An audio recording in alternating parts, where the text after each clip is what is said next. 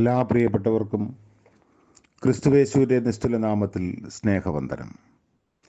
ഇന്നത്തെ നമ്മുടെ ധ്യാനത്തിനായി 68 സങ്കീർത്തനം 8ഉം 9ഉം വാക്യങ്ങൾ. സങ്കീർത്തനം 68 8ഉം 9ഉം. ഭൂമി കുലുങ്ങി, ആകാശം ദൈവസന്നിധിയിൽ പൊഴിഞ്ഞു. ഈ സീനായി ഇസ്രായേലിൻ്റെ ദൈവമായ ദൈവത്തിൻ്റെ മുമ്പിൽ കുലുങ്ങിപ്പോയി. ദൈവമേ, നീ ധാരാളം മഴ പെയ്യിച്ചു, ക്ഷീണിച്ചിരുന്ന നിന്റെ അവകാശത്തെ തണുപ്പിച്ചു. കർത്താവിൻ്റെ പരിശുദ്ധ നാമം വാഴ്ത്തപ്പെടുമാറാകട്ടെ.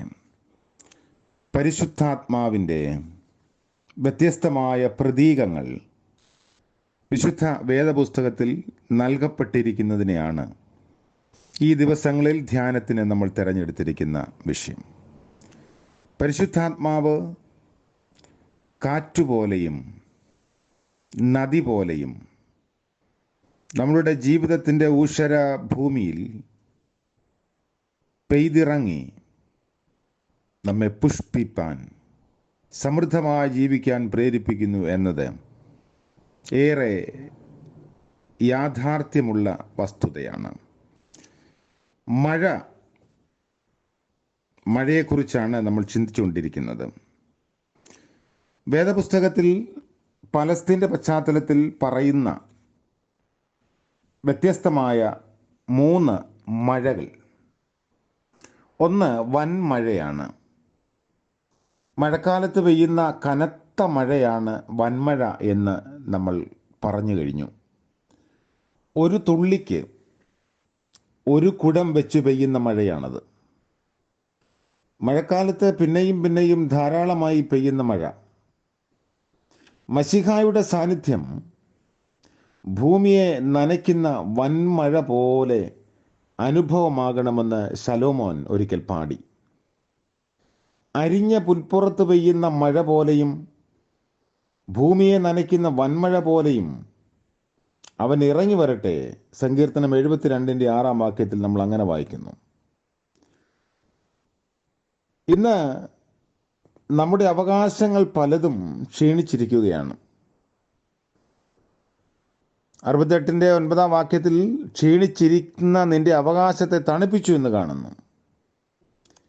ക്ഷീണിച്ചു പോയ അവകാശങ്ങൾ നമുക്ക് വൻമഴ കിട്ടിയേ മതിയാകൂ. അഗ്നിയുടെ പ്രവാചകൻ എന്നു പേരുള്ള ഏലിയാവ് ഉയരത്തിൽ നിന്ന് അഗ്നി മാത്രമല്ല, വൻമഴയും പ്രാർത്ഥിച്ചിറക്കിയ പ്രവാചകൻ കൂടെയാണ്. വൻമഴയുടെ മുന്നോടിയായി എത്തുന്ന ഒരു കൈപ്പത്തി കാർമേഘത്തിന് വേണ്ടി മുഴങ്കാലുകൾക്കിടയിൽ മുഖം വെച്ച് പ്രാർത്ഥിക്കുന്ന പ്രവാചകനെ ഒന്ന് കാണേണ്ടതാണ്. പിന്നെയും 7 പ്രാവശ്യം ബാല്യക്കാരനെ പറഞ്ഞയച്ച് നോക്കുന്നു മേഘത്തിൻ്റെ ലാഞ്ചന കാണുവാൻ. ഒടുവിൽ വൻമഴ പെയ്തു. ക്ഷണത്തിൽ ആകാശം മേഘവും കാറ്റും കൊണ്ട് കറുത്ത് വൻമഴ പെയ്തു. രാജാക്കന്മാരുടെ 1 പുസ്തകം 8 അധ്യായത്തിൽ നമ്മളിത് വായിക്കുന്നു. കർത്താവേ, ഞങ്ങളുടെ നാട്ടിൽ ഏറിയ കാലമായി ഉണർവില്ല. ചന്നം ഭിന്നം പെയ്യുന്ന പൊടിമഴ പോരാ, വൻമഴയായി നീ വരണമേ എന്ന പ്രാർത്ഥന ശ്രദ്ധയിൽപ്പെട്ടിട്ടുണ്ട്. പഴയ കാലങ്ങളിൽ കർത്താവിൻ്റെ ശുശ്രൂഷകർ, ദാസന്മാർ, അല്ലെങ്കിൽ നമ്മുടെ പൂർവികർ വളരെ പച്ചയായി പ്രാർത്ഥിച്ച ഒരു പ്രാർത്ഥനയാണത്. അപ്പോൾ വൻമഴ ആകെ നമ്മെ ചലിപ്പിക്കുന്ന തരത്തിൽ പെയ്യുന്നതാണ്. രണ്ടാമത് മുൻമഴ. സിയോൻ മക്കളെ ഘോഷിച്ച് ഉല്ലസിച്ച് നിങ്ങളുടെ ദൈവമായ യഹോവയിൽ സന്തോഷിപ്പിൻ. അവൻ തക്ക അളവായി നിങ്ങൾക്ക് മുൻമഴ തരുന്നു. യോവേൽ പ്രവാചകന്റെ പുസ്തകം 2 അധ്യായം 23 വാക്യം. തക്ക അളവായി മുൻമഴ എന്ന പ്രയോഗം വളരെ പ്രസക്തമാണ്. ഈ കൊല്ലം തീരെ മഴയില്ല എന്ന് പറയുന്നത് നമ്മൾ ശ്രദ്ധിച്ചിട്ടുണ്ട്. എന്നാൽ ദൈവം മഴ തരുമ്പോൾ തക്ക അളവായി തരുന്നു. മുൻമഴ എന്നതിന് 2 അർത്ഥം നമുക്കെടുക്കാം. ഒന്ന്, പരിശുദ്ധാത്മാവിൻ്റെ പ്രാരംഭ പ്രവർത്തനം. വലിയ മാനസാന്തരം ഉണ്ടാകണമെങ്കിൽ കുറ്റബോധമുണ്ടാകണം. ആത്മാവ് മനസാക്ഷിയിൽ തരുന്ന കുറ്റബോധമാണ് വലിയ അനുതാപത്തിലേക്ക് ദൈവമക്കളെ നയിക്കുന്നത്. പാപത്തെക്കുറിച്ചും നീതിയെക്കുറിച്ചും ന്യായവിധിയെക്കുറിച്ചും ഓർമ്മപ്പെടുത്തുന്നത് മുൻമഴയുടെ പ്രവർത്തനമാണ്. ദൈവത്തിൻ്റെ വചനം വിതയ്ക്കുവാൻ തക്കവണ്ണം നിലമൊരുക്കുന്നത് മുൻമഴയുടെ പ്രവർത്തനമാണ്. 2 പൈതങ്ങളിലുള്ള ആത്മാവിൻ്റെ പ്രവർത്തനം. ഒരു മനുഷ്യ ജീവിതത്തിൻ്റെ ശൈശവ പ്രായത്തിലുള്ള പ്രവർത്തനം മുൻമഴയുടെ പ്രവർത്തനമായി നമ്മൾ മനസ്സിലാക്കണം. ശിശുക്കളെ സ്നാനപ്പെടുത്തുമ്പോൾ ഈ മുൻമഴ അവരിൽ ദൈവ ജീവൻ പകരുകയും മുഖത്തെ ശോഭിപ്പിക്കുകയും ചെയ്യുന്നു. വാഗ്ദത്തം നമുക്കും നമ്മുടെ മക്കൾക്കുമാകുന്നു. ഒരിക്കൽ പ്രായം കുറഞ്ഞ ഒരു കുട്ടി, അതായത് ഏറെക്കുറെ 4 വയസ്സുള്ള ഒരു കുട്ടി ഇങ്ങനെ പ്രാർത്ഥിച്ചു, പരിശുദ്ധാത്മാവേ എന്നെ നന്നാക്കണമേ, പരിശുദ്ധാത്മാവേ എന്നെ അശേഷം നന്നാക്കണമേ എന്ന്. നമ്മുടെ കുഞ്ഞുങ്ങൾ വ്യതിചലിച്ച് പോകുന്ന ഈ കാലഘട്ടത്തിൽ മുൻമഴയ്ക്കായി നമ്മൾ പ്രാർത്ഥിക്കേണ്ടിയിരിക്കുന്നു. നമ്മുടെ കുഞ്ഞുങ്ങൾ മനോഹര കുസുമങ്ങളായി വിടരാതെ ഇരിക്കയില്ല. അതുകൊണ്ട് ഒരു മുൻമഴ നമ്മുടെ മേലും നമ്മുടെ തലമുറ മേലും ദൈവം തമ്പുരാൻ ചൊരിയാൻ ആഗ്രഹിക്കുന്നു. 3 പിന്മഴയാണ്. പിന്മഴയുടെ കാലത്ത് യഹോവയോട് മഴയ്ക്ക് വേണ്ടി അപേക്ഷിപ്പൻ. അവൻ അവർക്ക് വയലിലെ ഏത് സസ്യത്തിനും വേണ്ടി മാരി പെയ്ച്ചു കൊടുക്കും. സഖറിയ പ്രവാചകന്റെ പുസ്തകം 10-ാം അധ്യായം 1-ാം വാക്യം. വിശ്വാസ ജീവിതം സമാരംഭിക്കുവാൻ മുൻമഴ ആവശ്യമാണെന്ന് നമ്മൾ കണ്ടു. അതുപോലെ തന്നെ വളർച്ചയുടെ പൂർണ്ണതയിലെത്തുവാൻ പിന്മഴയുടെ അനുഗ്രഹം വളരെ ആവശ്യമാണ്.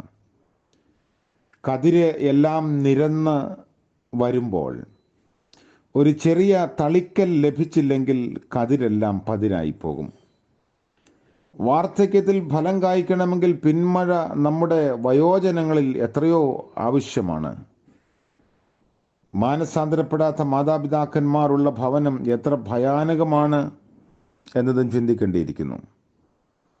നൽകുക നൽകുക നൽകുക എന്നുള്ളതാണ് മഴയുടെ മാഹാത്മ്യം.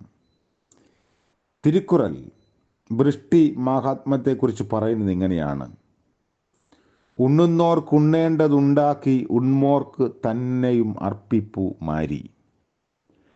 അതായത് ഭക്ഷിക്കുന്നവർക്ക് ഭക്ഷിക്കേണ്ട വക ഉണ്ടാക്കി കൊടുത്ത ശേഷം ഭക്ഷണ സമയത്ത് തന്നെ പാനീയമായി മഴ നൽകുന്നു. അതുപോലെയാണ് ആത്മാവും. അതിനാൽ മഴയ്ക്കായി, വലിയ ആത്മീയ മാരിക്കായി നമുക്ക് യാചിക്കാം. ജീവിതത്തിൻ്റെ മരീചികകളിലെല്ലാം പരിശുദ്ധാത്മാവാകുന്ന മഴ പെയ്ത് ഇറങ്ങേണ്ടത് അനിവാര്യമാണ്. പലപ്പോഴും നമ്മൾ കേട്ട് തഴമ്പിച്ചു പോയ നമ്മുടെ ആത്മീയ നിലങ്ങളെ വീണ്ടും ഒരുക്കുവാൻ, കതിരിടുവാൻ, ഫലമുണ്ടാകുവാൻ പരിശുദ്ധാത്മാവാകുന്ന മഴ നമുക്ക് ലഭിക്കണമേ എന്ന് പ്രാർത്ഥിക്കാം. കാരുണ്യവാനായ ദൈവമേ, സ്വർഗീയ പിതാവേ, അനുഗ്രഹീതമായ മറ്റൊരു പ്രഭാതം കൂടെ ദാനമായി നൽകിയത് ഓർത്ത് സ്തോത്രം ചെയ്യുന്നു. പരിശുദ്ധാത്മാവ് മഴയായി, വൻമഴയായും പിന്മഴയായും ഞങ്ങളുടെ ജീവിതത്തിൽ പെയ്ത് ഇറങ്ങുന്നത് ഓർത്ത് സ്തോത്രം. ഞങ്ങളുടെ പൂർവികരെ നനച്ച് ഒരുക്കി ഫലകരമാക്കിയതുപോലെ ഇന്ന് ജീവിക്കുന്ന ഞങ്ങൾക്കും അങ്ങയുടെ ആത്മമാരി പകരണമെന്ന് പ്രാർത്ഥിക്കുന്നു. ഞങ്ങളുടെ മനസ്സ് വരണ്ടു പോകുമ്പോൾ, ജീവിതം പല ശൂന്യമുള്ളതായി മാറുമ്പോൾ, മരീചിക പോലെ ഞങ്ങളുടെ ജീവിതം വല്ലാതെ മാറിപ്പോകുമ്പോൾ അതിനെ മലർവാടിയാക്കുവാൻ അങ്ങയുടെ മഴ നൽകണമേ. ഇന്നത്തെ പകൽക്കാല ജീവിതത്തിൽ അവിടുത്തെ കൃപയിലും സാന്നിധ്യത്തിലും ഞങ്ങളെല്ലാവരെയും നിറയ്ക്കുകയും വഴി നടത്തുകയും ചെയ്യണമേ.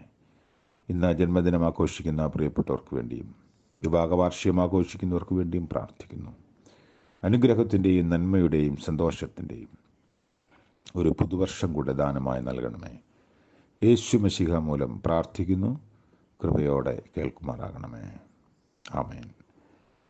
പ്രിയേക ദൈവത്തിൻ്റെ കാവലും അനുഗ്രഹമാരിയും നാം എല്ലാവരോടും കൂടെ ഇന്നും എന്നേക്കും ഉണ്ടായിരിക്കുമാറാകട്ടെ. ആമേൻ.